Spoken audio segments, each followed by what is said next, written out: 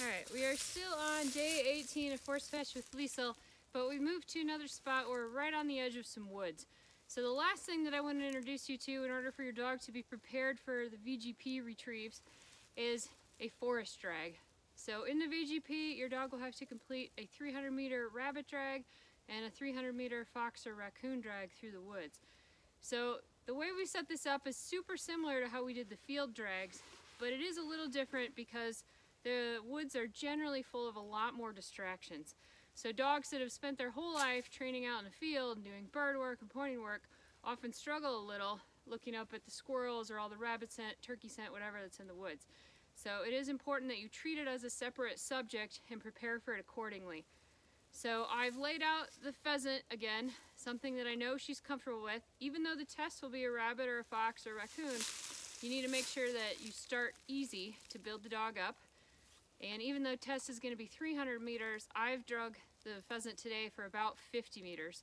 So when you're starting forest drags, the key things to keep in mind are to only go as far as you think you trust the dog, as well as far as you can see until you have a training partner with you. Once you have a training partner available, then you can get out some radios.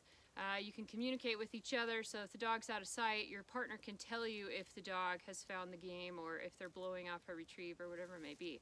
But since I'm training alone, I made sure to put the dummy where I could see it, or excuse me, the pheasant where I could see it, which is about 50 meters in this case. Also, the test will have at least 2 angled turns, just like all the other drags, but I don't usually worry about that when I'm first laying drags. In fact, this very first forest drag for Liesel, I've pretty much just drugged down the game trail. I just want her getting used to the woods in general. And then as she gets better at this, or she gets more practice, then I'll start putting in turns and winding through some bigger woods. But again, I'm starting with small woods and not a very long distance.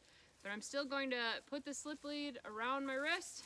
I'm still going to wind the other part through the O-ring in her collar, tuck it under the armpit, and take a step or two with her to get her going in the right direction. So otherwise it's very similar to the field drags. Ready, Lise?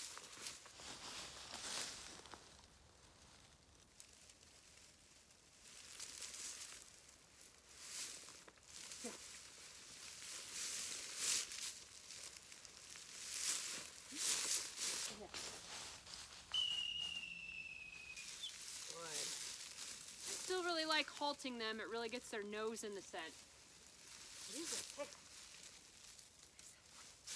Ready?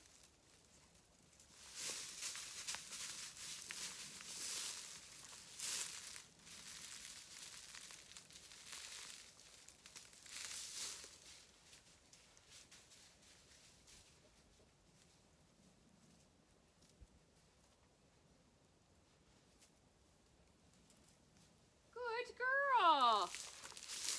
Such a good pup!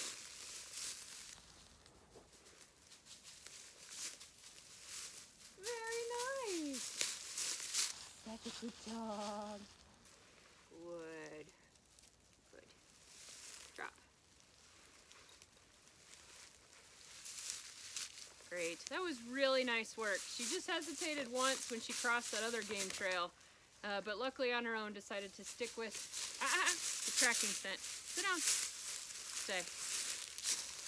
So if your dog does it this smoothly, great. That means next time out you can extend the distance or maybe swap out the game to try something different, or again go to a new location. If your dog struggles, then all you need to do is just proceed up the track line with them.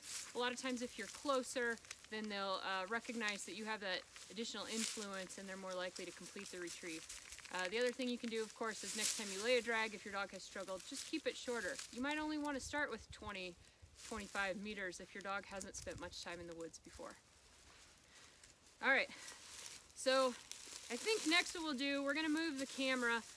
I want to introduce Liesel to one last new species of game for this series, and then we're going to review the fox in the box, because hopefully you've noticed throughout this entire tutorial that every time I introduce a new subject, a new skill for the dog, I like to make sure we immediately review it the very next day. So you can guess tomorrow already what we're going to be doing is another forest drag. I'll probably use some different game, but we'll do another drag and retrieve in the woods. But since we introduced the fox over obstacle, or the fox in the box, however you want to call it, we'll review that, but let me introduce her to one new piece of game first. We'll relocate, we'll be back in just a minute.